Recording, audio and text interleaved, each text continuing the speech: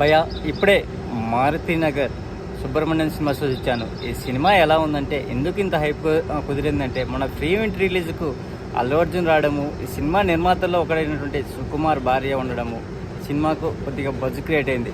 ఇప్పుడు సినిమా ఎలా ఉందో ఇప్పుడు ఈ వీడియోలో తెలుసుకుందాము. సినిమా ఏం లేదు, ఫస్ట్ డైరెక్టర్ చూపించడం చాటే మారుతినగర్లో నివసించే సుబ్రహ్మణ్యం గురించి చూపిస్తాడు. సుబ్రహ్మణ్యం యొక్క ఫ్యామిలీ గురించి, అతని ఆర్థిక పరిస్థితుల గురించి చెప్పడం జరుగుతుంది. ఏం లేదు, ఇతనికి గవర్నమెంట్ జాబ్ రావడం జరుగుతుంది.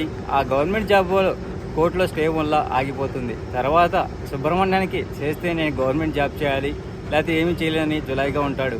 అంతేకాకుండా ఇతనికి ఆర్థిక స్తోమతల వల్ల అప్పులే సవాసంగా చేస్తుంటాయి.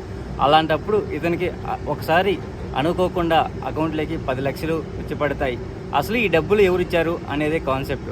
సినిమా చూస్తున్నంతసేపు డైరెక్టర్ ఎక్కడ ఎమోషన్లు పెట్టాలి, ఎక్కడ కామెడీ సీన్లు పెట్టాలి అనేది లెక్కేసుకొని పెట్టినట్టున్నది.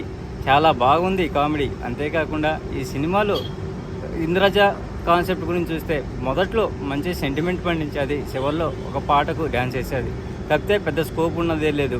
ఇంకా రావు రమేష్ గురించి మాట్లాడుకుంటే తను జీవించేశాడు. అంతేకాకుండా ఈ సినిమాలో రావు రమేష్కు సాంగ్స్ పెట్టడము, ఆ మోషన్స్, ఆ కామెడీ పండించడము సూపర్గా ఉన్నది. అంతేకాకుండా మ్యూజిక్ అయితే సూపర్గా ఉంది. సినిమాలోని పాటలు కూడా అద్భుతంగానే ఉన్నవి. ఇంకా రావు రమేష్ కొడుకుగా నటించినటువంటి అంకిత్ ఈ సినిమా రీసెంట్గానే హాయితో మంచి సక్సెస్ అందుకున్న ఇతను ఈ సినిమాలో కూడా మంచి పర్ఫార్మెన్స్ ఇచ్చాడు.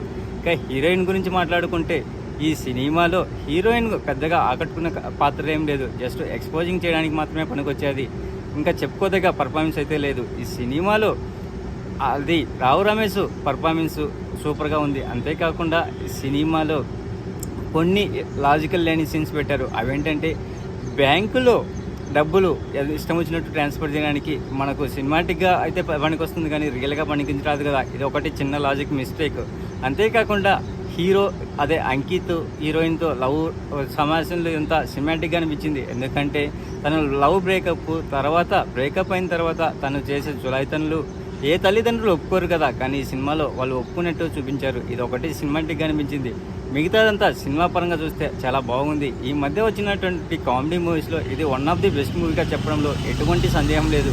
ఈ సినిమాకు రేటింగ్ ఇవ్వాల్సి వస్తే అవుట్ ఆఫ్ 5 గాను 2.5 ఇవ్వచ్చు ఫ్రెండ్స్. ప్లీజ్ ఫ్రెండ్స్, లైక్ చెప్తే లైక్ చేయండి, కొత్తగా వచ్చిన వాళ్ళు సబ్స్క్రైబ్ చేయండి. Thank you. Signing off your Mahindra.